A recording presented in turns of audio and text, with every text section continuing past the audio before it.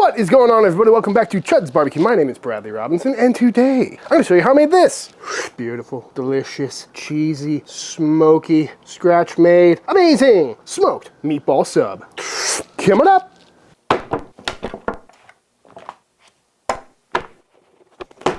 This is some meat. Ugh.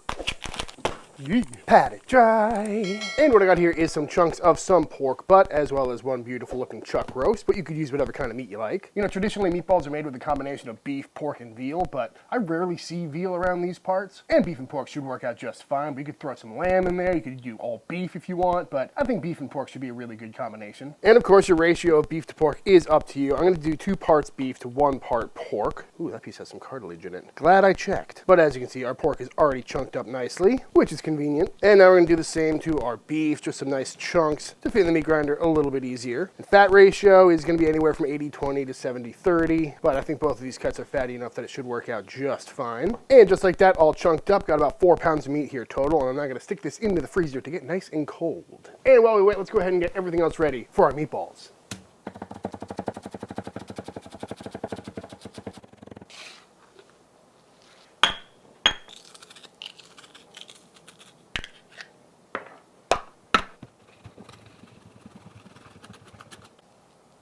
So to kick things off, we're gonna make a panade, going in with a whole bunch of Panko breadcrumbs, some buttermilk, as well as some homemade smoky gelatinous beef stock. I think that gelatin in that stock is really gonna help the texture of these bad boys. And we're also gonna go in with our eggs, our Parmesan, our parsley, and our spices, including some red chili flake, some kosher salt, some dry oregano, and some fennel. Oh yeah, can't forget the garlic.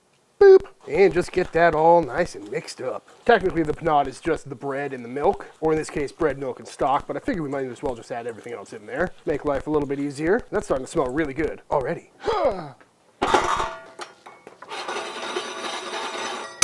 Good.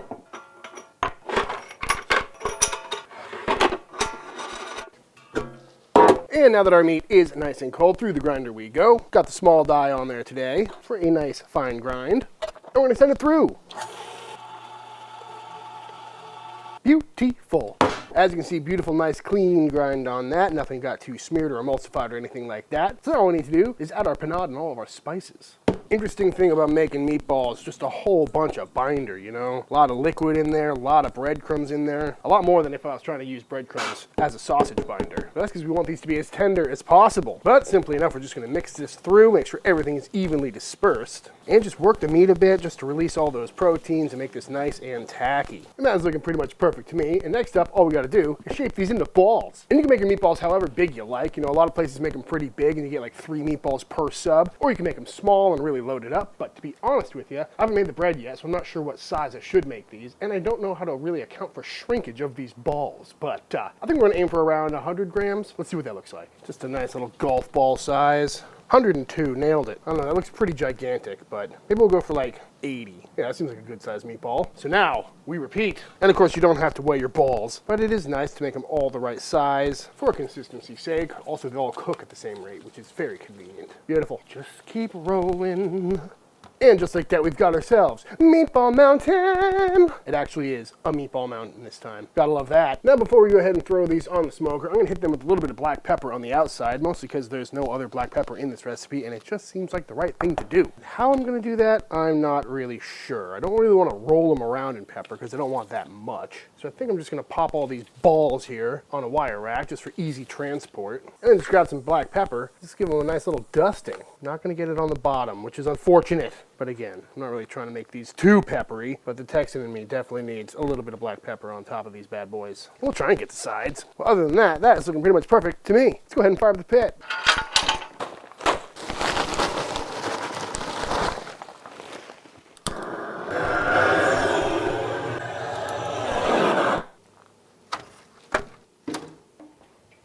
Oh, there's a snake in my boat.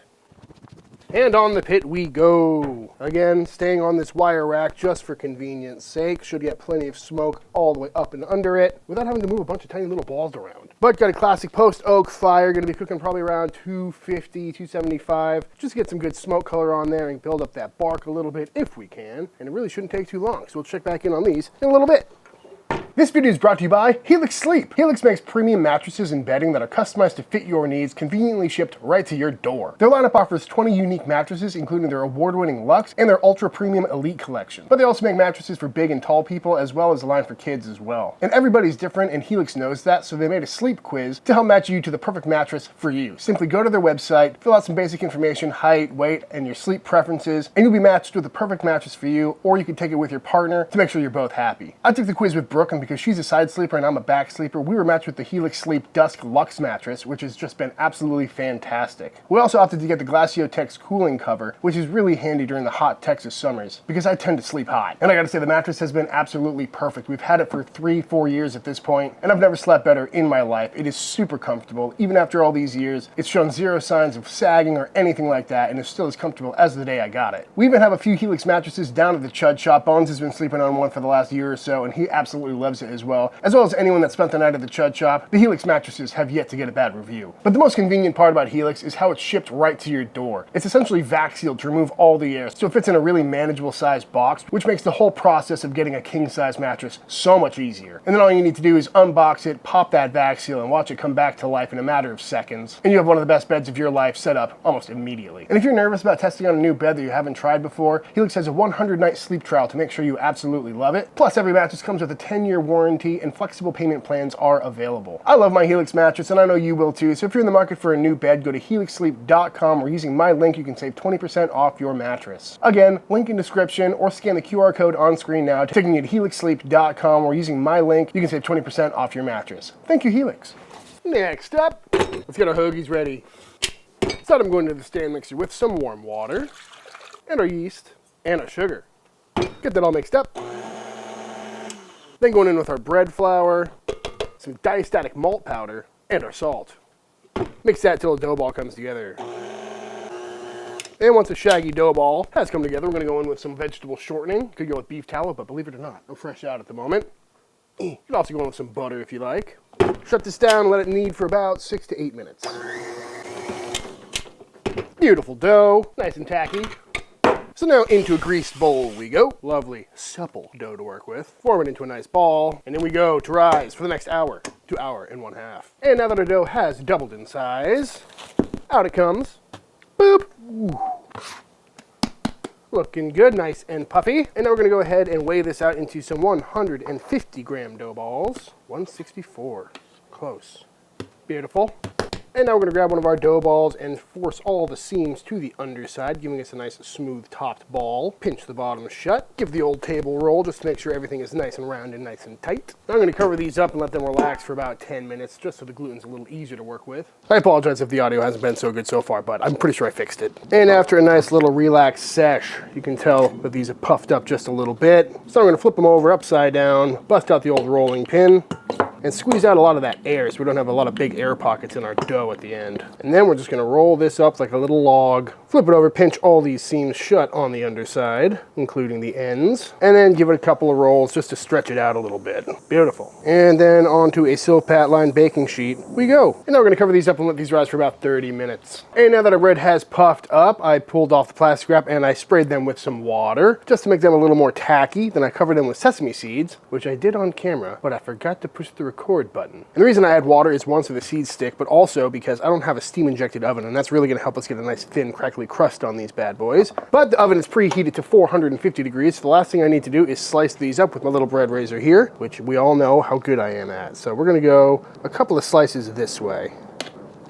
That's just because usually I go lengthwise, so we're going to do 3 slices going this direction and see how it looks. Beautiful. So now into the oven this goes for probably about 20 minutes. And just like that, out of the oven, I gotta tell you, I am pumped with how these are looking. They just look perfect. And I tried really hard not to make them too wide. But this is the same bread recipe I did in the brisket chopped cheese episode, but I made those gigantic. But I was really trying to make these kind of meatball width, and they look really good. Happy about that. But now I'm just gonna let these cool down for a little bit. So after about an hour or so on the pit, these meatballs are looking really good. Got some beautiful smoky color, plumped up a lot, looking nice and smoky. And they're rocking an internal temp of about 150, 155. 5-ish, which is pretty much perfect for me. So off these come. And there are many ways to go about making some meatballs. You know, we could sear these off. We could have put them on the direct heat pit, which I was very close to doing for this one, but I wanted to keep it somewhat traditional for this meatball sub and give me like 3-4 months where we do a direct heat meatball sub with a nice Italian mop sauce, because that just sounds too good to not do. But for today, we're gonna just rock these as is and let them rest for a little bit and just enjoy the smoky flavor of these beautiful meatballs while we go ahead and get a sauce ready.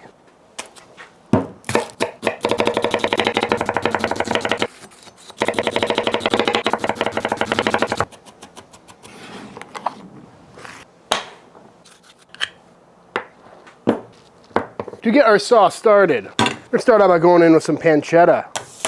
And I get a lot of flack for always putting meat in my tomato sauces whenever I make one on the channel here, but this is a meat channel after all. Pancetta is delicious, and we're making a meatball sub, so lay off me. Also a little squeezer of some olive oil just to help things get started. And just let that start cooking down. And once that fat has started to render and we're starting to get some pretty crispy looking pancetta here, we're gonna go in with our diced up onion and let that start cooking down. And once those onions have softened up and we've cooked out most of their water, we'll go in with some garlic.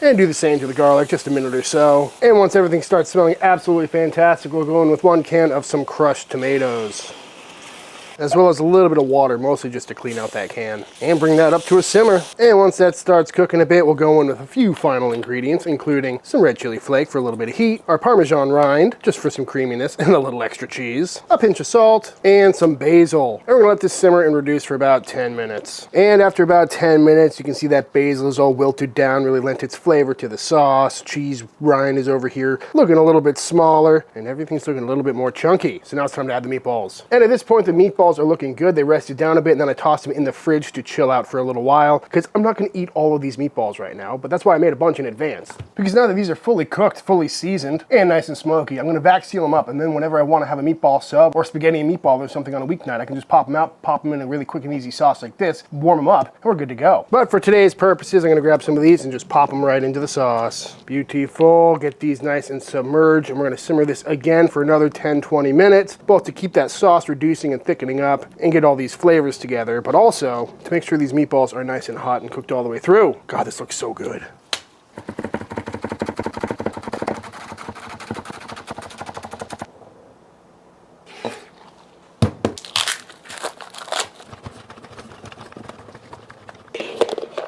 All right, folks, our meatballs are done simmering away. Our bread is ready. Our sauce has reduced. I've got some cheese at the ready, so let's go ahead and assemble. Starting by slicing up one of these beautiful hoagies, leaving the back hinged. Beautiful. And I'm trying to figure out if I should scoop some of this bread out or not, because it's not the biggest roll in the world, but maybe we should just load it up and see what happens. Starting by going down with some of our lovely sauce. A little extra tomato, a little extra meat. Yes, please. Beautiful. After that, we'll go down with some shredded low moisture mozzarella. Whole milk, please. More flavor. Melts better. And if you want to be extra fancy,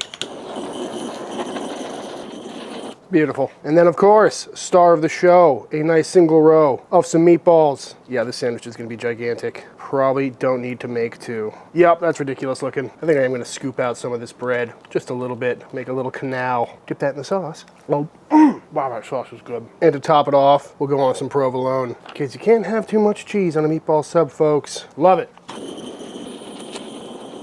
And then one last thing, we're gonna go in with some finely chiffonaded basil. A little bit of freshness, nice pop of color, and it just seems like the right thing to do. And now we find out if we can close this behemoth. And there it is, folks, the Chuds BBQ version of the classic meatball sub. That looks ridiculous. But no sandwich is complete until you wrap it up in some paper. Nice and tight, just like a brisket. And there it is. There's just something about a meatball sub. Every now and then, I just get a massive hankering for one. And really, they're not that hard to put together. Did I forget to sauce the top of that last one? I think I did. That's all right. Truly a magnificent sandwich. I mean, just look at that, folks. Come on. Let's slice on in and see how this thing looks.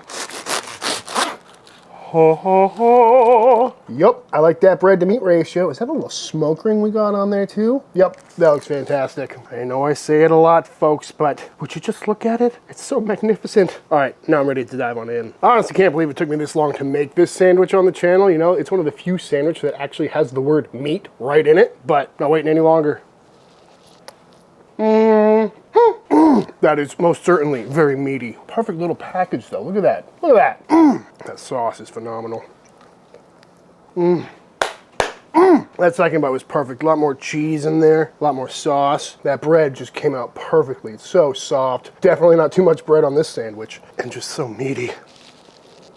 And cheesy. I mean, you gotta love a good meatball sub, right? You got the tang and the acidity from all the tomatoes. It's nice and rich, and those meatballs just have a perfect texture to them. And it's really not that messy. I mean, look at this. It's all holding together. It's got that cheese for glue. That is a solid meatball right there. Nice and smoky too, but definitely not too smoky. That is a winner. For sure.